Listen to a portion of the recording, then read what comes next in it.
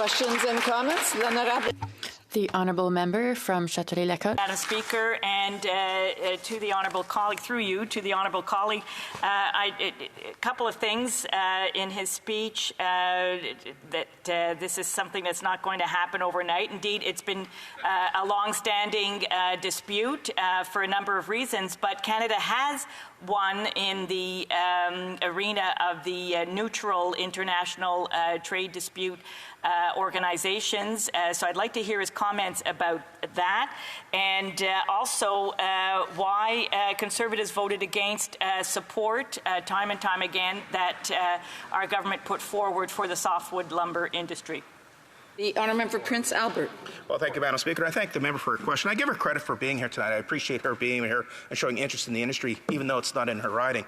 You know, Madam Speaker, there has been 2 times in this last Liberal government's history where they could have come close to negotiating a deal. Both times it required the Prime Minister to step up and get it across the finish line. He had a chance in 2021, didn't do it. He had a chance in 2017, where it was down to disputes over the amount of wood over quota in lack of supply in the U.S. that Canada could come in and fulfill. Ambassador McNaughton almost had it done. If the Prime Minister would have paid attention, it probably would have gotten done. That's the problem. When it got done in 2006, what happened was President Bush Jr. and Prime Minister Harper sat in a room and they negotiated, and they got it done. President to Prime Minister to President. Reality of it doesn't matter what you do for Team Canada approaches in regards to this file, it has to come back to those 2 people to have the political will to do it. This Prime Minister has not shown that political will. Questions and comments? L'honorable député de... The honourable member from Saint-Hyacinthe-Bagotte. Thank you, Madam Speaker. So, in the last sitting, I participated in the committee that my colleague mentioned, and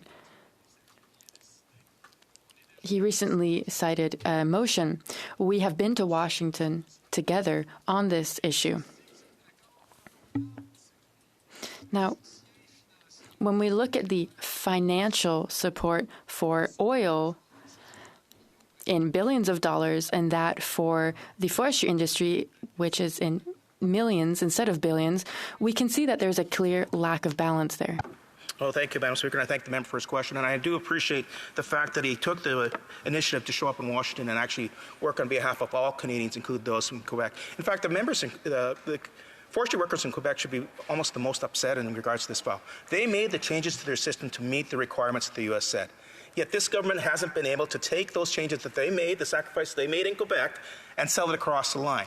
So what happens? They still pay a tariff. It still comes back to President to Prime Minister to President. If the Prime Minister doesn't know what he's talking about, if he doesn't have the political will or doesn't have the initiative to actually support Quebec forestry workers, well, I'll guarantee you one thing. Prime Minister Poilievre does. Thank you, Madam Speaker. The honourable knows he's not to name individuals, so we'll strike that from the record.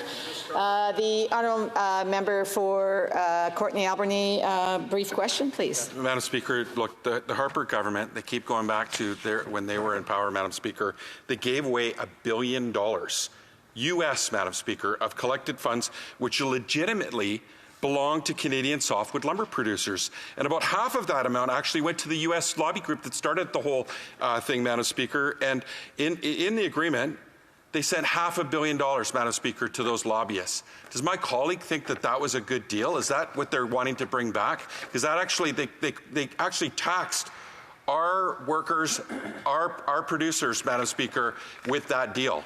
And I haven't heard them come forward with a proposal, Madam Speaker, that's not going to revert back to their failed deal when it was Prime Minister Harper and when it was Prime Minister Mulroney. It's 42 years, Madam Speaker. This is 42 years of failure.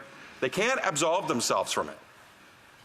The honourable member for Prince Albert, a brief answer, please. Well, thank you, Madam Speaker, and I thank the member for his question. Reality is, we had 10 years of bankability in the forestry sector under the Harper government. 10 years of bankability. Right now, there's $8 billion tied up with the U.S. government. A lot of that belongs to First Nations.